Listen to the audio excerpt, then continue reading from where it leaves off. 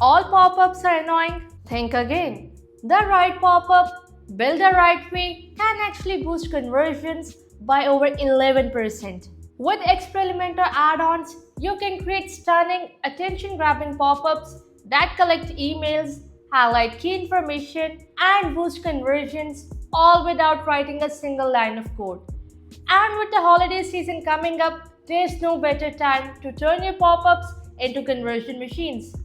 First, make sure you have installed and activated both the free and pro version of Experimenter add-ons since this widget is part of the pro package. Alright, let's get started. Here's an e-commerce store. See the special offer button?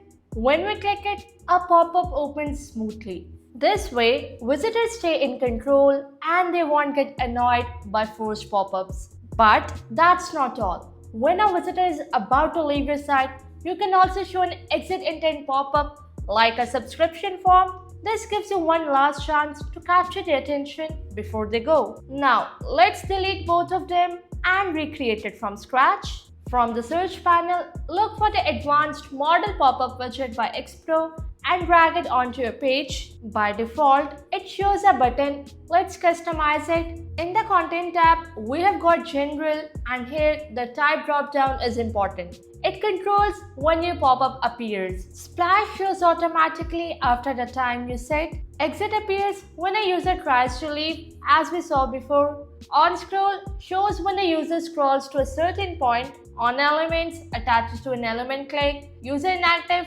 triggers when the user is idle. Inline display as static content. On date, schedule the pop-up for a specific date. On selected days, reappears after a set number of days. Custom trigger for advanced setups. We'll keep it simple with button for now. Next, choose your source. Here you've got two options. Template, that lets you reuse any saved design. Dynamic, this lets you build your content right inside the pop-up. Just click the edit icon and a mini page builder opens right inside your pop-up. You can drag and drop anything, images, text, you name it, and it is there. I've got full tutorials on these widgets on the channel, so check them out if you want to learn more. Let's quickly get this done. First off, the advanced heading, customizing it.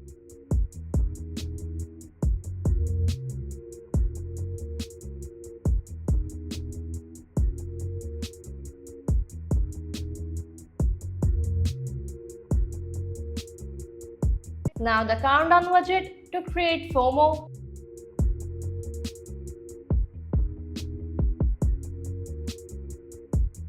Finally, the buttons.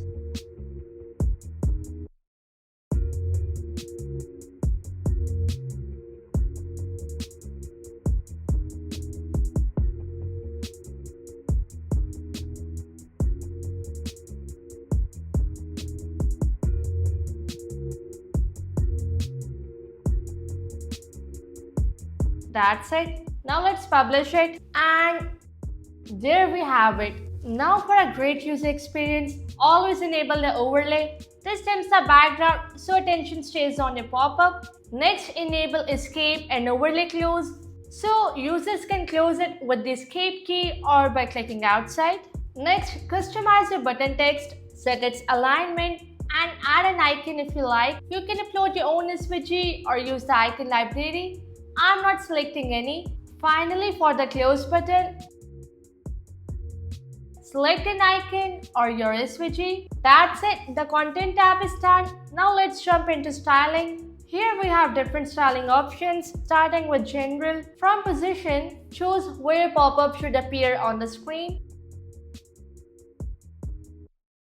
Set the width and height and make sure there's no unwanted scroll.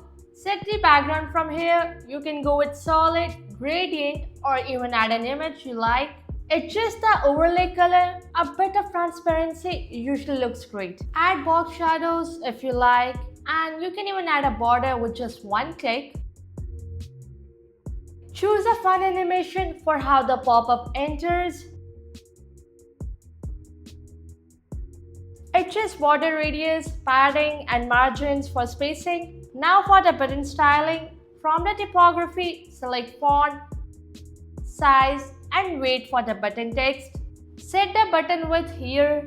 Then we have normal and hover. Normal is the button default state. Set the text color and background color from here. Next, give it a border, adjust its width, set a border color. Now on to hover. It appears when we move the cursor over the button. Next, select the type of animation you want for the button. 2D, background, unique,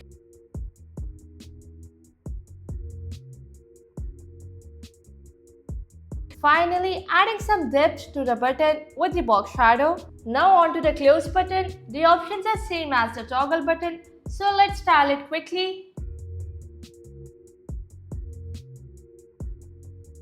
And that's it. Now I want this pop-up button right here. So from its advanced tab, setting its position to fixed, making some adjustments, and there you go. Now to make this button float, scroll down to Floating Effect by Xpro, clicking on this translate. Here keeping the translate X to 0 because I don't want the button to float horizontally, and adjusting the translate Y so the button float up and down. And that's it. Now time for the other pop-up. Searching for it and dropping it. From the type, selecting exit intent.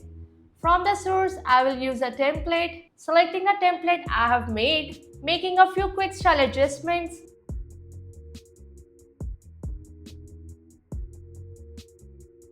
And done. Let's publish it and see it in action. So there you go. Two powerful pop-ups. One that opens on a button click, and another that saves your visitor before they leave. So if you like this video, then don't forget to hit the like button and subscribe to our YouTube channel for more Elementor tutorials. Thanks for watching.